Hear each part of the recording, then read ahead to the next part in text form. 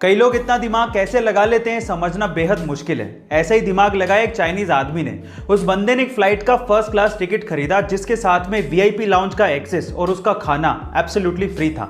अब उस बंदे ने क्या किया ध्यान से सुनेगा। वो सबसे पहले वीआईपी लाउंज गया, वहां पर फ्री का खाना खाया और उसके बाद अपनी टिकट को रीस्केड्यूल करवा दिया।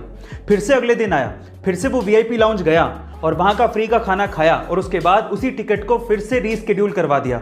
और ऐसे करके उसने कम से कम 300 बार अपनी टिकट को रीस्केड्यूल करवाया और 300 बार वीआईपी खाना फ्री में खाया। और हद तो तब हो गई जब उसने उस टिकट को फाइनली कैंसिल करवा दिया और उसको सारा का सारा अमाउंट रिफंड मिल गया।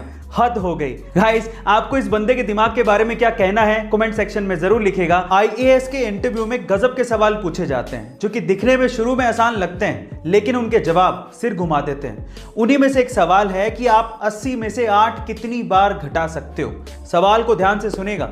80 में से 8 आप कितनी बार घटा सकते हो, यह सवाल था। और अगर आपका जवाब भी 10 है तो आप भी गलत है। एक्चुअली ज्यादातर लोग इसका जवाब 10 ही देते हैं लेकिन इसका सही जवाब है 1।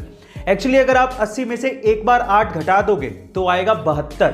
अब अगली बार 8 आपको 72 से घटाना है, 80 से नहीं। इसलिए 80 में से 8 आप एक ही बार घटा सकते हो। गाइस, आपको ये इंटरेस्टिंग सवाल कैसा लगा कमेंट सेक्शन में जरूर लिखिएगा। आजकल तो बहुत सारे मोबाइल अच्छी टेक्नोलॉजी के साथ सस्ते दामों पर अवेलेबल हैं, लेकिन क्या आप सबसे पहले मोबाइल के बारे में जानते हो? चलिए मैं आपको बताता हूं। एक्चुअली सबसे पहला मोबाइल आया था 1983 में जिसका नाम था डायनाटेक 8000X। अब इसकी खास बात क्या थी? इसकी खास बात यह थी कि ये मोबाइल 10 घंटे में चार्ज होता था और उससे भी बड़ी बात यह थी कि 10 घंटे चार्ज करने के बाद भी इसकी बैटरी लाइफ सिर्फ 30 मिनट की थी, यानी कि हर 30 मिनट के बाद इसे फिर से 10 घंटे के लिए चार्ज करना पड़ता था।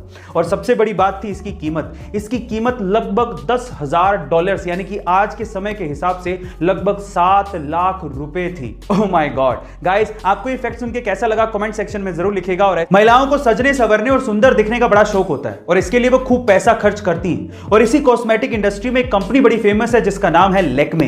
पर मेरा सवाल यह है कि लैक्मे का नाम आखिर लैक्मे कैसे पड़ा? क्या आप जानते हैं? चलिए मैं आपको बताता हूं। देखिए, महिलाओं के सजने संवरने का ट्रेंड 1950 से ही शुरू हो गया था और इस ट्रेंड को भांप लिया था जमशेदजी टाटा ने और इसके लिए वो एक कंपनी शुरू करना चाहते थे। हमारे इंडियन ट्रेडिशन में सुंदरता का पर्याय माना जाता है गॉडेस लक्ष्मी को, और लक्ष्मी को फ्रेंच में बोला जाता है लैक्मे।